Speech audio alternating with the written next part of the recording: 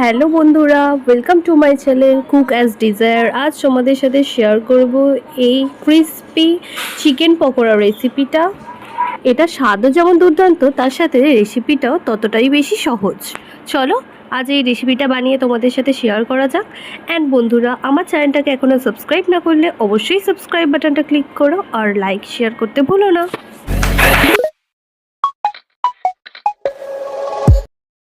সবথেকে প্রথম চিকেন পকোড়ার জন্য লাগবে আমাদের দুটো বড় সাইজের পেঁয়াজ। আমি এখানে 500 গ্রাম মতো চিকেন ইউজ করেছি, তাই এখানে দুটো বড় সাইজের চিকেনের জন্য পেঁয়াজ ইউজ করছি এবং সেটাকে খুব ভালো করে আমরা ধুয়ে চপড করে নেব। ঠিক ভিডিওটি দেখানোর প্রসেসে তোমরা সেরকমভাবেই চপড করবে। অনেকেই চিকেন পকোড়ায় পেঁয়াজটা দিতে পছন্দ করে না, কিন্তু পেঁয়াজটা দিলে স্বাদটাও বেশ ভিন্ন রকমের হয়। একবার তোমরা অবশ্যই ট্রাই করে দেখতে পারো, আশা করছি তোমাদের খুব ভালোই লাগবে। তো তোমাদের সাথে কথা বলতে বলতে আমার এখানে চপড হয়ে গেছে।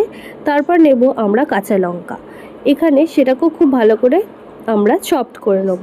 কাঁচা লঙ্কাটা তোমরা তোমাদের স্বাদ অনুসারে ইউজ করবে। তোমরা যদি ঝাল খেতে পছন্দ করো তোমরা অবশ্যই এটা ইউজ করবে, আর যদি অল্প ঝাল খেতে পছন্দ করো তো কাঁচা লঙ্কাটা স্কিপ করেও যেতে পারো। পেঁয়াজ আর লঙ্কাটা একটা সাইডে কেটে আমি রেখে দেবো এবং 500 গ্রাম আমি এখানে চিকেন ইউজ করি, সেটা ভালো করে ধুয়ে নিয়েছি এবং আমি এখানে সব রকমেরই পিস ইউজ করেছি, তোমরা দেখতেই পাচ্ছ। তোমরা চাইলে শুধু বোনলেসও ইউজ করতে পারো। এবং 2 চামচ এখানে আদা রসুন পেস্ট আমি এখানে ইউজ করেছি। চিকেন পকোড়াতে অল্প পরিমাণে আদা রসুন পেস্ট ইউজ হয়, তাই আমরা 2 টেবিল স্পুন মতো আদা রসুন দিয়েছি এবং তার সাথে ইউজ করেছি আমি লঙ্কার গুঁড়ো। আমি এখানে 2 টেবিল স্পুন লঙ্কার গুঁড়ো ইউজ করেছি। তোমরা লঙ্কার গুঁড়োটা স্বাদ অনুসারে ইউজ করবে। এবং 1 টেবিল স্পুন আমি হলুদ গুঁড়ো ইউজ করেছি এবং জিরে পাউডার এখানে 1 টেবিল স্পুন এবং ধনে পাউডার 1 টেবিল স্পুন। তারপরে ইউজ করব আমি এখানে সোয়া সস। তোমাদের কাছে যদি সোয়া সস না থাকে তোমরা এই জায়গায় ইউজ করতে পারো লেমন, হাফ কাট লেমন ইউজ করে দেবে তোমরা এখানে।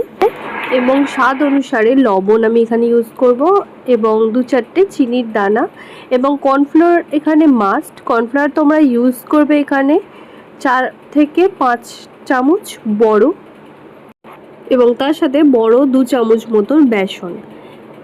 এবং তোমরা চাইলে এখানে রাইস ফ্লোরও ইউজ করতে পারো, জিনিসটা আরও বেশি ক্রিস্পি হবে। সেই কারণেই আমি এখানে রাইস ফ্লোর 4 টেবিল স্পুন মতো ইউজ করেছি। তোমরা চাইলে বেসনটা স্কিপও করতে পারো। এবং অবশেষে আমি নেব 2টো এগ। এগটা এখানে স্কিপ করলে চলবে না, এগটা হচ্ছে মাস্ট। এগটা দেওয়ার পর আমি ভালো করে ইনগ্রিডিয়েন্টগুলো মিক্সড করে নেব এবং তার সাথে আগে থেকে কেটে রাখা পেঁয়াজ এবং কাঁচা লঙ্কাটাও আমি এর সাথেই ভালো করে মিক্সড করে রেখে দেবো। এবং মিক্সড করে তোমরা যতক্ষণ রাখবে এর স্বাদটা ঠিক ততটাই বেশি হবে। তো তোমরা চেষ্টা করবে এটা তৈরি করার আগেই প্রায় 2-3 ঘন্টা আগে এটা ম্যারিনেট করে রেখে দেওয়া। তো বন্ধুরা, এরকম নিত্য নতুন ভিডিও দেখার জন্য আমার চ্যানেলটা তো সাবস্ক্রাইব তোমাদের অবশ্যই করতে হবে। দেখো, চিকেন পকোড়া কালার করার জন্য আমি এখানে ইউজ করেছি কাশ্মীরি রেড মির্চ পাউডার। স্বাদটাকে আরও বেশি বাড়ানোর জন্য আমি এখানে 2 রকমের সস ইউজ করেছি। একটা হচ্ছে চিলি সস 1 টেবিল স্পুন এবং 1 টেবিল স্পুন মতো টমেটো সস, এবং সেটাকেও ম্যারিনেট করে আমি রেখে দেবো 2 ঘন্টা থেকে 3 ঘন্টা। এবং দেখো, আমি গ্যাসে কড়া বসিয়ে দিয়েছি এবং কড়াটাতে ডুবু সাদা তেল দিয়ে দিয়েছি এবং এক এক করে চিকেন পকোড়াগুলো ওতে ছাড়তে থাকবো। গ্যাসের ফ্লেমটা প্রথমে আস্তেই রাখবে, নাহলে চিকেনটা ভেতর থেকে সিদ্ধ হবে না।